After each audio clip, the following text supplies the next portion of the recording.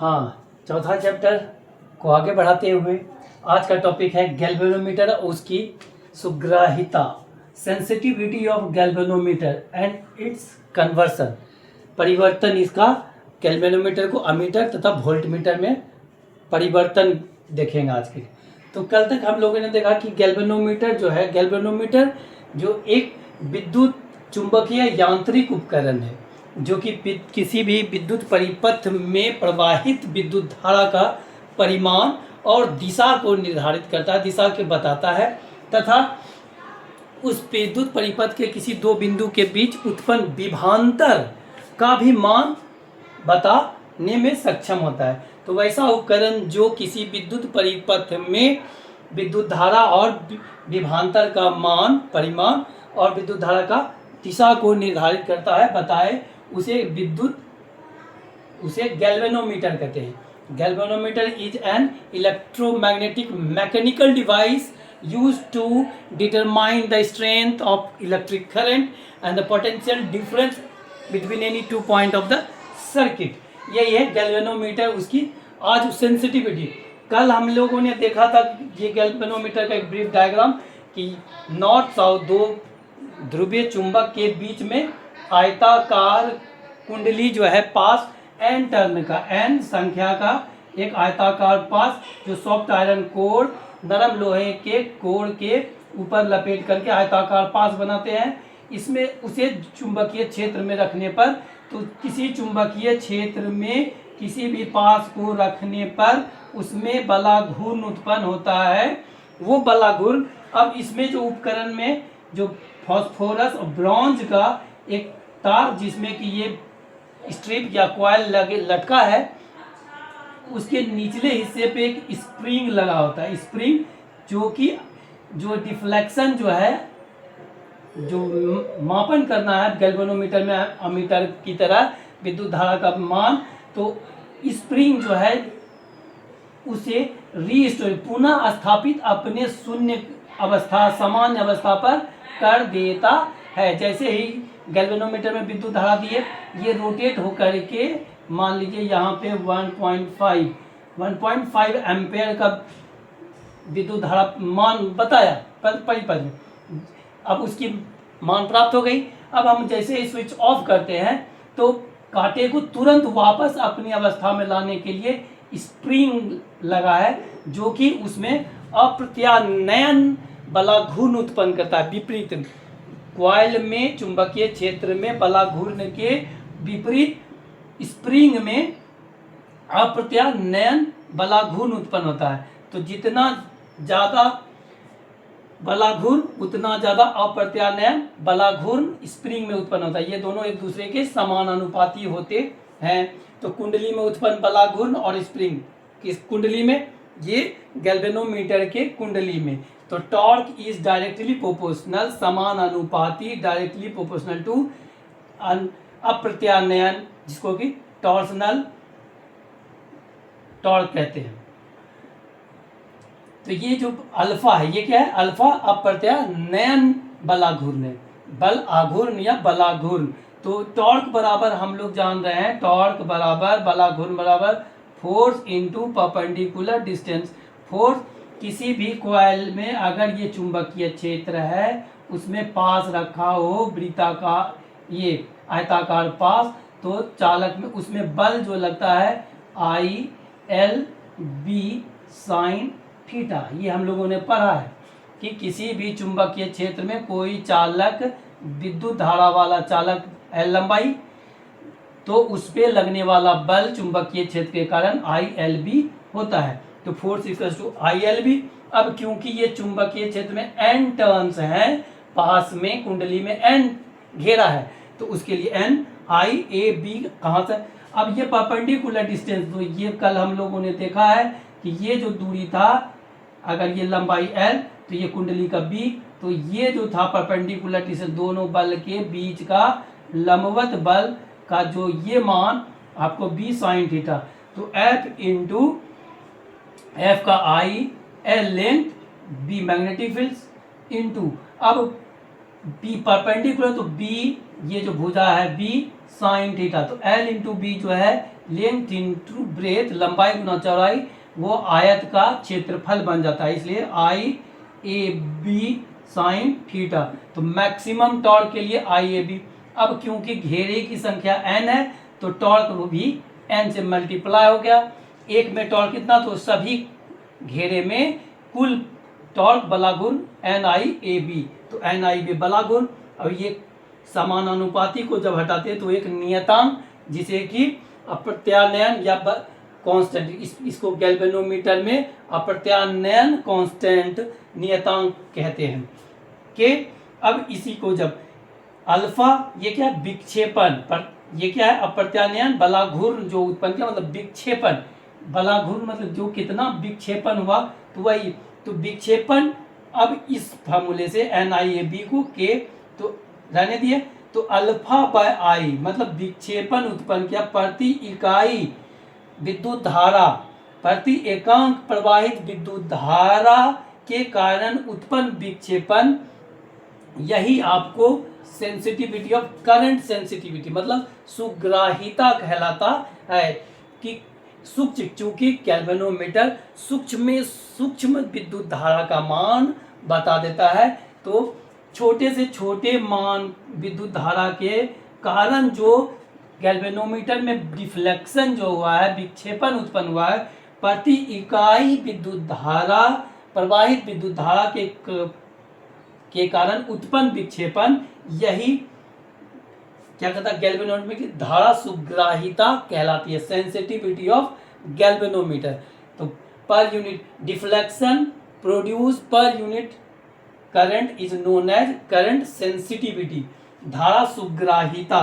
तो इसे धारा सुग्राहिता को I S sensitivity of current, तो अल्फा बाय आई, यहाँ से जो अल्फा आई को इधर डिवाइड कर दिया तो के नीचे आ गया एन ए बी बाय के, तो यही जो गया आपको धारा सुग्राहिता।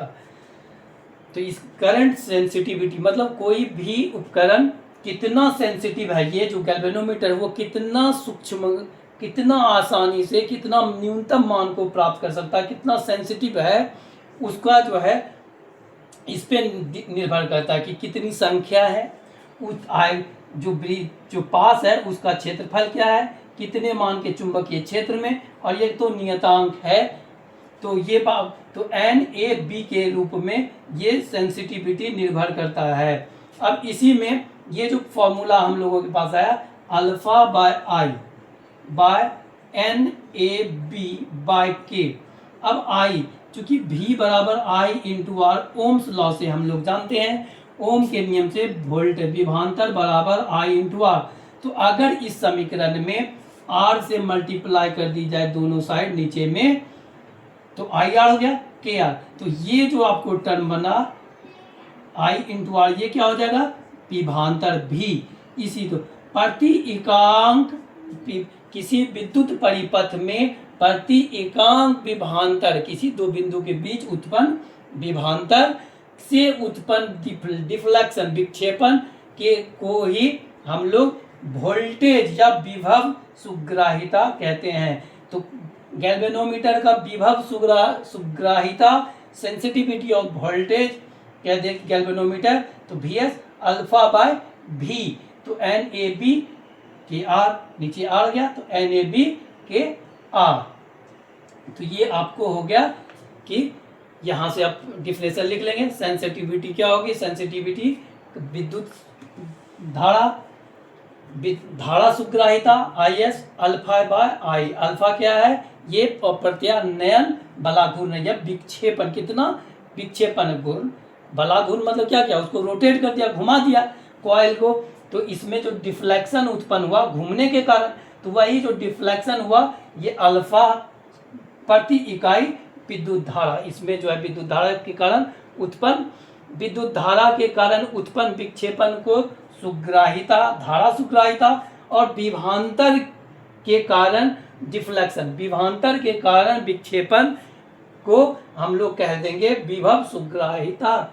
अब यहाँ तो हो गया गैल्वेनोमीटर, ये लिख लेना है पूरा, यहाँ तक परिभाषा लिखा हुआ है। अब हम लोग चलते हैं गैल्वेनोमीटर को कन्वर्ट करने के लिए अमीटर या वोल्टमीटर। तो गैल्वेनोमीटर और का परिवर्तन किसमें किसमें, वोल्ट मीटर और एमीटर में। हाँ, पहला गैल्वेनोमीटर, गैल्वेनोमीटर,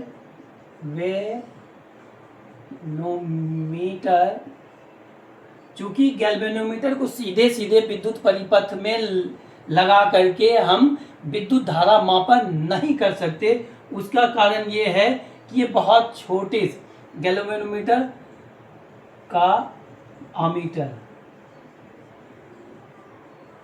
में परिवर्तन।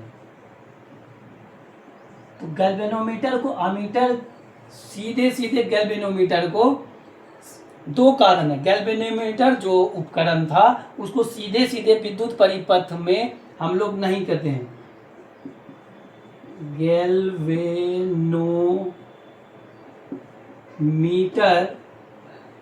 को सीधे सीधे विद्युत परिपथ में लगा के विद्युत धारा का मापन नहीं कर सकते। उसके दो कारण है। क्या है? नहीं कर सकते, तो दो कारण है। क्या, कौन कारण? पहला कारण ये है कि ये बहुत क्या, गैल्वेनोमीटर बहुत ही सुग्राही होता है। सूक्ष्म धारा की धारा, कौन? परिपथ में विद्युत धारा के सूक्ष्म मान पर ही पूरा तरह से डिफ्लेक्शन, पूर्ण विक्षेपण दे देता है। मतलब अगर सीधा सीधा विद्युत परिपथ में लगा दिया जाए तो ये, क्योंकि ये हल्का सा ही में फुल डिफ्लेक्शन देता है, पूरा का पूरा। ये गैल्वेनोमीटर जो है, अगर ये उपकरण है गैल्वेनोमीटर, तो इसमें माइक्रो एम्पेयर करंट ही देंगे तो ये फुल रीडिंग दे देगा। अगर मान लीजिए 5 एम्पेयर तक है, 0 तो फुल रीडिंग डिफ्लेक्शन ये प्रोड्यूस कर देगा। तो इसका मतलब ये बहुत सेंसिटिव है, सुग्राही एलिमेंट है। तो इसमें अगर थोड़ा सा भी ज़्यादा करंट का मान जाए विद्युत परिपथ में तो ये क्या होगा, जल जाएगा। इसीलिए दूसरा काम है जो है कि ये गैल्वेनोमीटर का जो है, गैल्वेनोमीटर का रेजिस्टेंस, प्रतिरोध जो है बहुत ही उच्च होता है।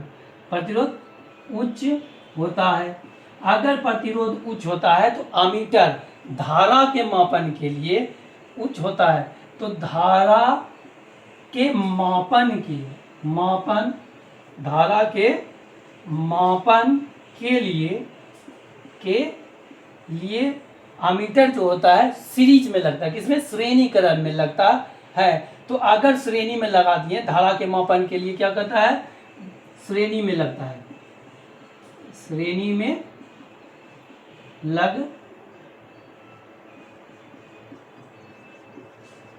कौन लगता है? गैल्वेनोमीटर। कौन लगता है? श्रेणी में गैल्वेनोमीटर लगता है। तो लगेगा तो इसका मतलब उच्च, अगर प्रतिरोध उच्च होगा तो क्या होगा कि वो जो है विद्युत परिपथ में उच्च प्रतिरोध, तो जिसके कारण जो है उसके विद्युत धारा को प्रवाहित करेगा, उसके मान को बदल सकता है। तो प्रवाहित, जिसके कारण क्या है, उच्च प्रतिरोध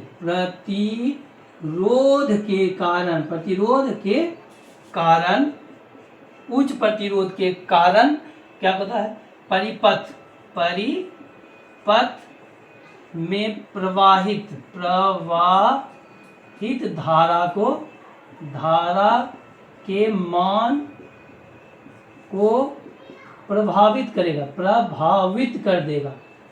तो सही नहीं होगा, प्रभावित कर देगा।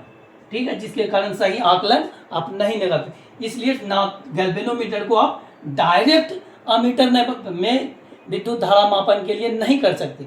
तो क्या करेंगे, तो उसके लिए युक्ति है कि एक गैल्वेनोमीटर, तो सीधे सीधे ना करके ये 2 पॉइंट लिख लीजिए कि क्यों नहीं किया जाता है। तो वो बहुत सुग्राही होता है, धारा के सूक्ष्म मान पर फुल डिफ्लेक्शन देता है। अगर वो थोड़ा सा भी मान ज़्यादा होगा, छोटे विद्युत धारा के मान के लिए ज़्यादा देगा तो वो क्षतिग्रस्त हो सकता है। दूसरा, गैल्वेनोमीटर का प्रतिरोध बहुत उच्च होता है। उच्च होने के कारण, क्योंकि धारा का मापन हम लोग श्रेणी में करते हैं, तो उच्च प्रतिरोध के कारण जो धारा जाएगा वो प्रभावित होगा तो सीधा सीधा हम लोग गैल्वेनोमीटर का मान से हम नहीं निकाल सकते हैं विद्युत धारा का। तो उसके लिए हम लोगों को युक्ति है कि अमीटर में परिवर्तन करने के लिए हम लोग गैल्वेनोमीटर के एक समानांतर या पार्श्व में एक RS एक समानांतर में सूक्ष्म मान का, कम मान का प्रतिरोध लगा देते हैं समानांतर में, ताकि विद्युत धारा जो जाए, जो जितना सूक्ष्म मान का जाना हो गैल्वेनोमीटर से चला जाएगा। अगर ये I है तो इधर बाकी जो बचा वो I माइनस IG, वो विद्युत धारा इस समानांतर वाले निम्न मान वाले प्रतिरोध से होकर गुजर जाएगा। तो ये क्या है, ये जो समानांतर में सूक्ष्म मान का परिवर्तन, इसको कहते हैं शंट प्रतिरोध। तो अगर आपको गैल्वेनोमीटर को अमीटर बनाना है तो एक शंटिंग करना होगा। एक शंटिंग है जो प्रोसेस है। शंटिंग क्या है, प्रतिरोध है। जैसे मान ली इधर से जा रहे हैं 100 आदमी के एक बार में, इधर जाने का रास्ता 2 आदमी का है कि 2 आदमी एक बार में, और इस एक बार में इधर से 100 आदमी आ रहा है, तो 100 आदमी में इधर 2 ही जाएगा, बाकी क्या करेगा, रुकना होगा। तो उस समय रुकने के लिए नहीं, उसके लिए एक व्यवस्था कर दी गई है वैकल्पिक, कि इधर आसान सा रास्ता आपको दे दिया गया। तो जो है कि सारा जो है करंट जो है वो इधर से होकर के प्रवाहित हो जाए। और ये जो युक्ति बनी, आपको एक गैल्वेनोमीटर जो है ये पूरा का पूरा आपको अमीटर की तरह काम करेगा।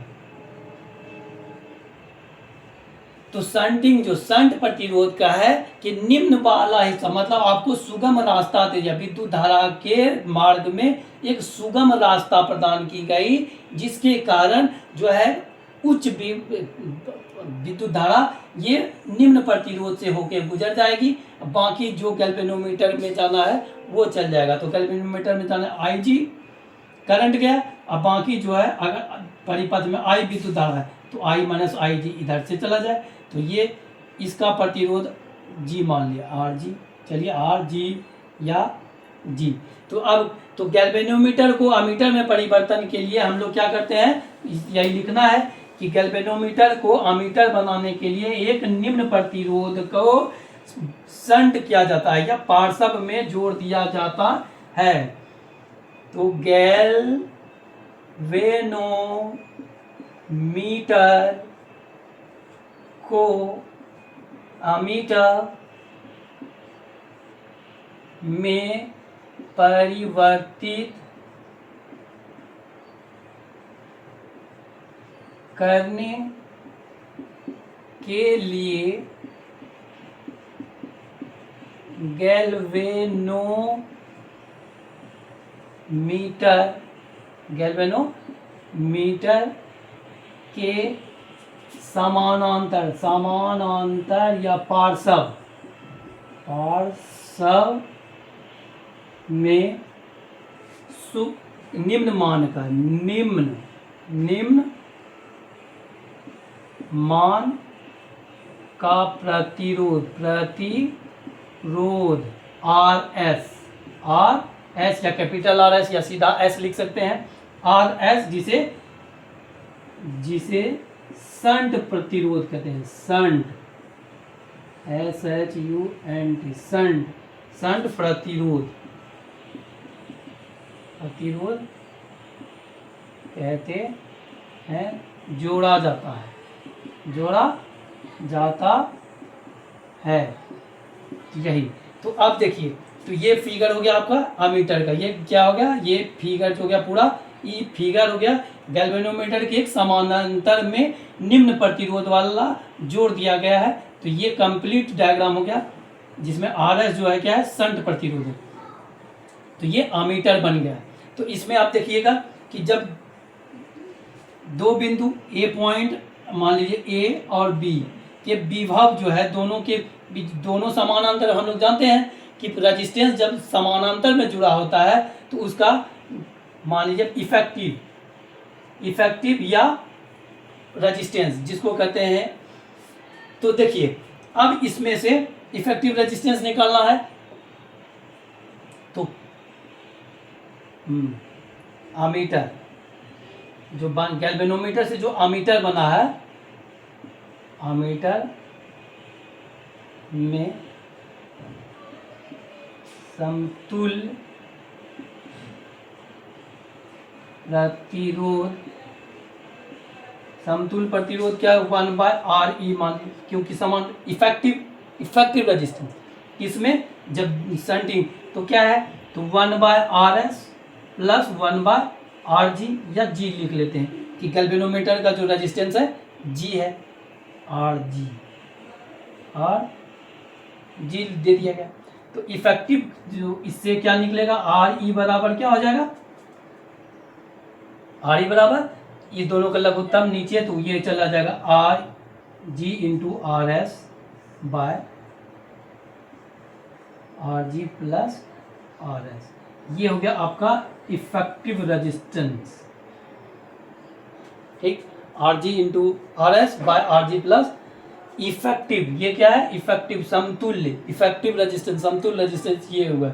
इसे अब विभांतर, चूंकि विभांतर दोनों के बीच सम होगा, AB के बीच विभांतर समानांतर श्रेणी में सेम होता है, तो विभांतर I इंटू IG जा रहा है, इसके थ्रू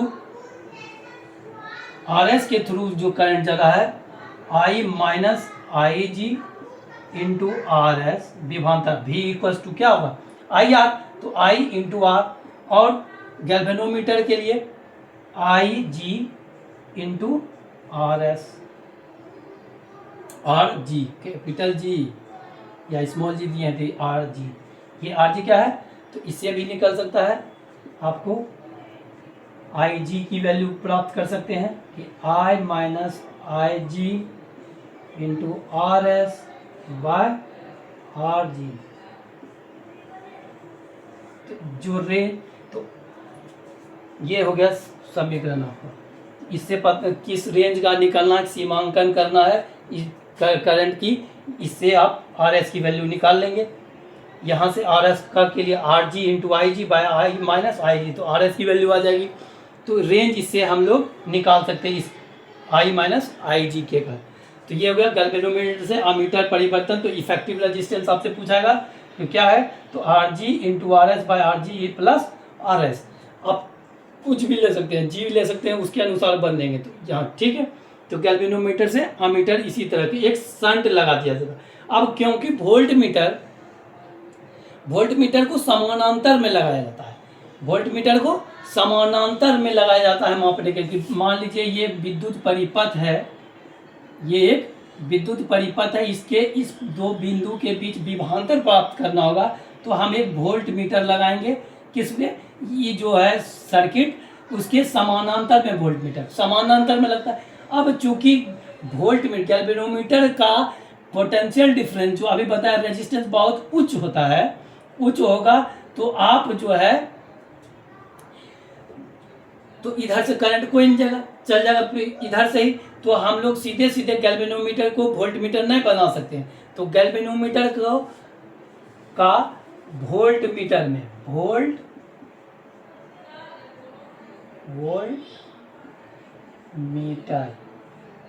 वोल्टमीटर में परिवर्तन, ये अमीटर का हो गया, लिख लीजिएगा, ये फोटो बना लेना है, ठीक है। अब अमीटर वोल्टमीटर बनाने के लिए हम लोग क्या करेंगे, श्रेणी में हाई रेजिस्टेंस लगा देंगे, श्रेणी में एक रेजिस्टेंस लगाएंगे।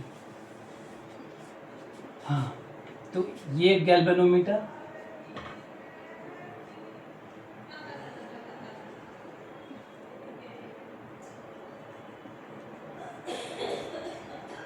ये आर जी हो गया इसका प्रतिरोध गैल्वेनोमीटर का, और श्रेणी। तो हर तो गैल्वेनोमीटर जो है वोल्ट मीटर बनाने के लिए ये प्रतिरोध जो है आपको श्रेणी में जोड़ दिया जाता है।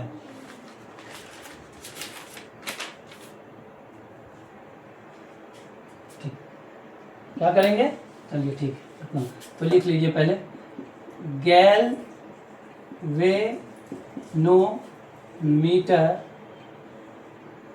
को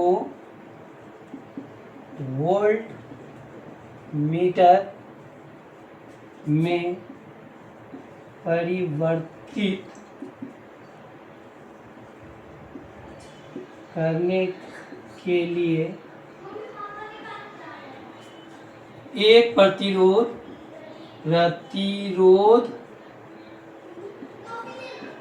R मान लिया जाए कि R मान के प्रतिरोध जो है आप उसके श्रेणी में प्रतिरोध श्रेणी में लगा देते हैं। परिवर्तन कर लेंगे एक प्रतिरोध, तो मान लिया ये आपको गैल्वेनोमीटर था, तो एक प्रतिरोध R श्रेणी में जोड़ दिया जाए तो ये जो कॉम्बिनेशन हो गया आपको वोल्ट मीटर का बन गया। इसको I वोल्ट मीटर, तो ये जो पॉइंट A और B है, तो A B, तो ये वोल्ट मीटर के दो पॉइंट है, तो A और B, A B के बीच श्रेणी में, तो श्रेणी में तो आपको सीधा सीधा जो है करंट ओम्स लॉ से जानते हैं, बीच धारा इससे I G जा रहा होगा, बाकी I ही जाएगा दोनों से, एक ही श्रेणी में जब जुड़ा होता है तो विद्युत धारा समान प्रवाहित होती है। तो अब इस जो इफेक्टिव करंट है, करंट बराबर विद्युत धारा, धारा बराबर क्या होता है, विभवांतर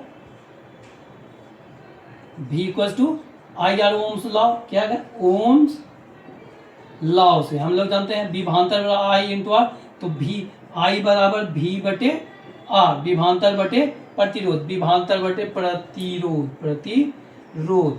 अब चूंकि श्रेणी में जुटा होगा तो इफेक्टिव रेजिस्टेंस जो हो जाएगा G प्लस R, R एक सीरीज में लगा हुआ है, तो R इफेक्टिव रेजिस्टेंस जो होगा इसका समतुल्य प्रतिरोध इस सर्किट का वोल्ट मीटर, ये वोल्ट मीटर बन जाएगा, तो G प्लस R, तो विभवांतर तो आपको V हो गया, तो इस दोनों के बीच विभवांतर भी V, प्रतिरोध हो गया G प्लस या R प्लस G या G प्लस R, तो I बराबर, तो ये फॉर्मूला आपको ये बन गया, आपको I बराबर V बटे G, तो R बराबर आप निकाल सकते हैं, या इफेक्टिव रेजिस्टेंस का वैल्यू इससे निकाल सकते हैं कि कितना हम लगाएंगे कि इसका रेंज हम पता कर सकते हैं। तो G की वैल्यू आप निकाल लेंगे, कैसे निकालेंगे, R प्लस G बराबर V बटे I, तो G बराबर या R बराबर V by I minus G, ये हो गया आपका प्रतिरोध। ये जो है किस रेंज का लिया जाएगा वोल्ट मीटर, उसके में कितना प्रतिरोध लगाएंगे, R बराबर V by I minus G, आपको यही यहाँ से पता चल जाएगा। ठीक है, ठीक, बस यही हो गया। तो यहाँ था गैल्वेनोमीटर से वोल्ट मीटर बदलने के लिए आप एक गैल्वेनोमीटर के श्रेणी में प्रतिरोध लगाएंगे।